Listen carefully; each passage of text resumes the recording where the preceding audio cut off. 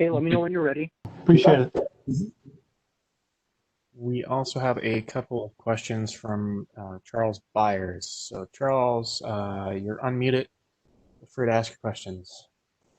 Great, thanks. A very thought-compelling hour. Appreciate very much the perspectives on all of this sort of business, marketing, sales stuff that might be a little foreign to an engineer like me getting started in the consulting game. Yeah. So thanks for that and appreciate it very much. The first question that I have is, right now I'm sort of a sole proprietor, gig economist, taking what falls in my lap. So certainly marketing and sales are necessary.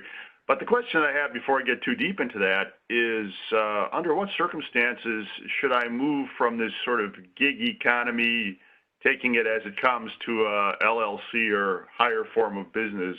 What are the advantages, disadvantages, and costs associated with actually getting higher up the incorporation food chain? Right. So one of the key things there is limited liability. So, certainly if, you're an IEEE member, you've probably been made aware of, for instance, the professional liability insurance that you can get through IEEE and Mercer.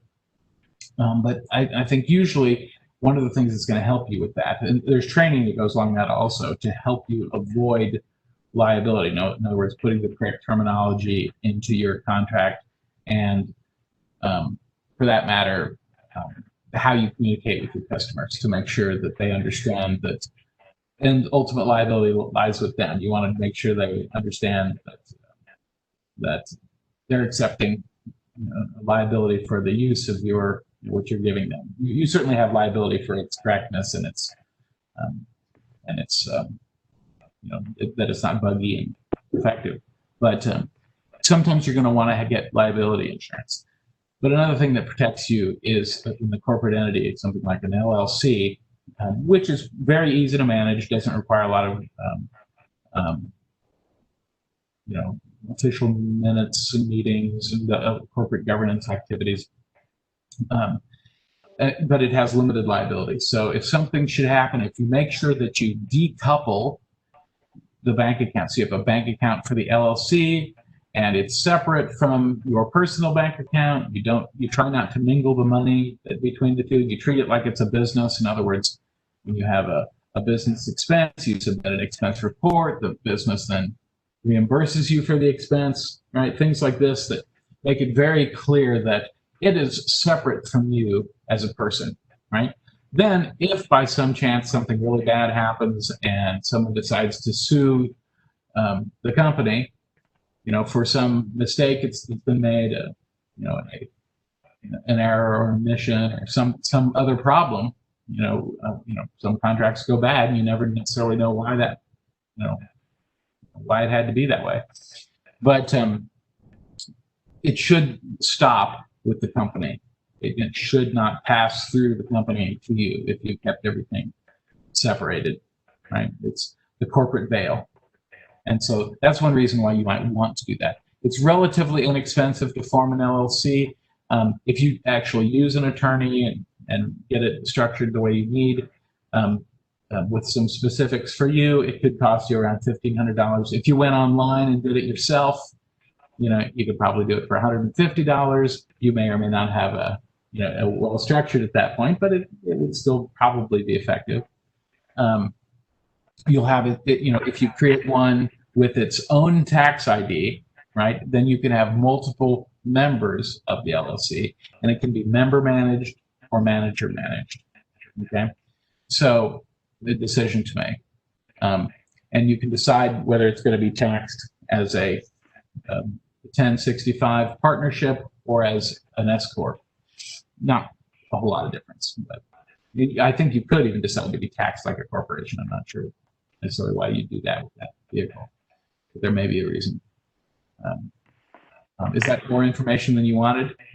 No, that was absolutely perfect, and lots to think about there. It sounds like my neck might be out a little ways because I haven't taken this step yet, so I will ponder it. It's okay. So as I pointed out in that one slide, the most important thing is to get in business, right? It's hard to argue about money when you don't have any, right? You have to have customers. Well, once you get some customers, you got a little bit of funds rolling through the operation. then maybe now's the time to go pay for that LLC. You know, make sure you have your books up to snuff and things are going, because that's the other thing. When you go to prepare taxes at the end of the year, right? Have you kept track of all that? You know, if you've got the books taken care of, it does cost a little bit of money, you know, but you know, it helps you in the end, and the gains and losses flow through to you on your personal taxes. So. Excellent. Okay, I do have a second question, which is, you know, more about marketing, I suppose, and that is, how do you figure out what to charge? You know, when somebody says, here's a job, how much will it cost to do this job? You have an idea about how many hours it might take you, but how do I determine at various stages of the maturity of my consultancy what it's worth and what the market will bear, and how do I know if I'm overcharging and leaving business on the table because of it? Right. How do I optimize the total income? It's, you know, there's a bit of black magic here, and there's a whole bunch of different aspects to the question you asked. So one thing is for you to understand the amount of effort it's going to take to do something. So one of the things I usually separate things into is there are things that I can do that are fixed price, right? Because it's very, very clear. So typically, if I could write the test for determining that I'm done, right? If I could write that succinctly, then, you know, essentially I'm going to say, you're going to pay me X when everything on this list is completed and checked off, right? So if you can do that, then it's pretty easy to write a fixed price contract, you know, if you know how to do all those things. On the other hand, quite often you have customers that don't really know what they want, right? And they're still noodling it through, and they still want you to give a fixed price, but you can't at that point. So sometimes the way I handle that is, all right, well, let's get started, and I'll do some amount of work on an hourly basis to help define the scope, determine what we're going to accomplish. And I'll give you all of those specifications and all of, you know, we'll develop the list of deliverables, and, you know, and we'll try to time box it. And then after that, we can either continue in that vein if you like it, or we could switch to a fixed price if we've got a clarity on what's to be delivered, right? So then the idea is, what should you charge, right? So there's a divide between, let's call it contracting and consulting, right? And Jacob Benengo actually always a good presentation on this, where you sort of have to step up it. When you're initially going out into the market, it's hard for you to say, I'm worth $175 an hour. You know, maybe in certain areas, you know, where you have an expertise, you can do that. And actually, Gary Blank has a you know, Blank's law. He has a way of calculating a little spreadsheet that helps you calculate some of that. However, in reality, from when you're getting started, contracting rates are probably, I don't know, let's say 65 to 95, depending on your skill and the market that you're going into. You know, they're going to be lower, right? Or, you know, that's not too bad. But as you get customers into your corral who are coming back over and over and over, you're able to raise your rates, and, you know, pretty soon you're charging 125, or, you know, because, you know, if they want you, you know, you've got other things to do. You're trying to decide who to spend your time with, right? And they're willing, they know you're good. They know that they like to engage with you, and they're willing to pay a little bit more. So you kind of raise it over time. And you sort of transition from more of a contracting role into a more consulting role.